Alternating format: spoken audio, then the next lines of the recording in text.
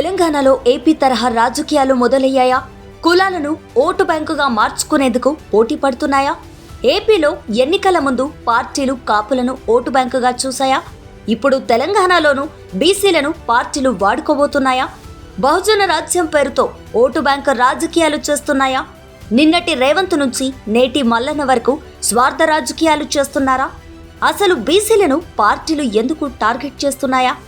Teenmar Mallanna BC పార్టీతో సాధించేది ఏంటి?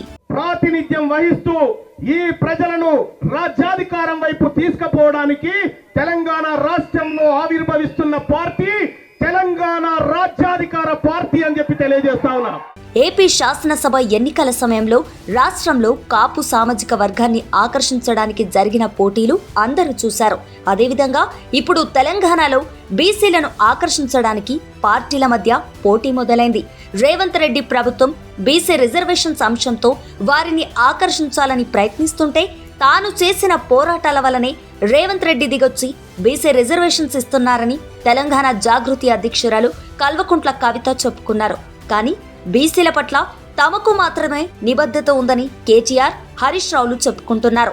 మరోపక్క ప్రజాశాంతి పార్టీ అధ్యక్షుడు కేఏ పాల్ కూడా బీసీల కోసమే ఏర్పాటు చేసిన పార్టీ తమదని చెప్పుకుంటున్నారు. ఇలా బీసీలను ఆకర్షించడానికి ఎవరి ప్రయత్నాలు వారు చేసుకుంటుండగానే తీన్మార్ మల్లన్న తెలంగాణ రాజ్యాధికార పార్టీ ప్రకటించారు. ఎరుపు, పచ్చ రంగులతో రూపొందించిన పార్టీ జెండాను కూడా ఆవిష్కరించారు. అంతేకాదు, ఇంతకాలం అన్ని పార్టీలు బీసీలను ఓటు బ్యాంకుగా మాత్రమే వాడుకున్నాయి మల్లన్న మాట్లాడారు. కానీ తమ పార్టీ బీసీలకు రాజ్యాధికారం కల్పించాలని ఏకైక లక్ష్యం ఏర్పాటు చేశామని చెప్పారు. టీఆర్పీ తెలంగాణ రాజ్యాధికార పార్టీ. అందరూ ఒకసారి అడగండి. తెలంగాణ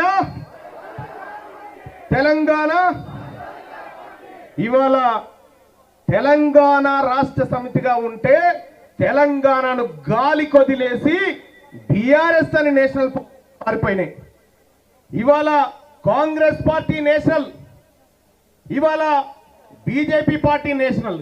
కానీ ఈ తెలంగాణ అస్తిత్వం, ఈ తెలంగాణ పోరాటం, ఈ తెలంగాణ ప్రజల ఆకాంక్షలను నడి బజారులో వదిలిపెట్టిపోయినటువంటి పార్టీలు ఒకవైపు ఉంటే ఆ అస్తిత్వాన్ని ఈ భుజానికెత్తుకొని వారి ఆకాంక్షలను నెరవేర్చడం విధంగా తెలంగాణ అనేటువంటి పేరును దాంట్లోకి తీసుకోవడం జరిగింది. దశాబ్దాలుగా అధికారానికి దూరంగా ఉన్నటువంటి జాతులకు అధికారాన్ని అందించడమే లక్ష్యంగా రాజ్యాధికారం అనేటువంటి పదాన్ని దాంట్లోకి తీసుకురావడం జరిగింది.